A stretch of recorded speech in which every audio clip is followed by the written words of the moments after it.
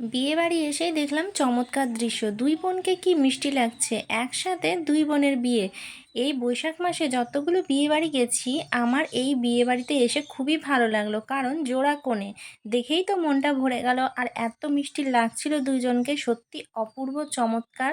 তো চলে এসেছি, দেখতেই পাচ্ছ। তো প্রথমে আমি তোমাদের দেখিয়ে দিলাম প্যান্ডেলটা। ছাদনাতলাটা খুবই সুন্দর করে সাজিয়েছিল। আর দেখো বন্ধুরা, এই যে আমার লুক, আমি খুবই আজকে সিম্পল সেজেছি, মানে ড্রেস পরেছি, আজকে শাড়ি পরিনি। কারণ প্রায় এই মাসে প্রত্যেক দিন বিয়ে খাচ্ছি, বিয়েতে যেতে যেতে শাড়ি পরতে পরতে ক্লান্ত হয়ে গেছি। তো বন্ধুরা, জোড়া বিয়ে বলে কি জোড়া খাওয়া দাওয়া, মানে ডবল খাওয়া দাওয়া করব?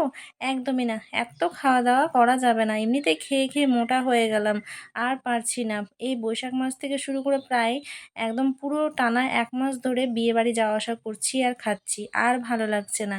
তো দেখো বন্ধুরা, আমি আবার একটু দুষ্টু আছি, এখানে খেয়ে এখানেই কিন্তু হাত ধুয়ে নিয়েছি। আমাকে খুবই বিরক্ত লাগে হাত ধোয়াটা, তার জন্য ওখানে খেয়ে ওখানে হাত ধুয়ে নিয়েছি, দেখতে পাচ্ছ। আর লাস্টে টিস্যু দিয়ে মুছে দিলাম।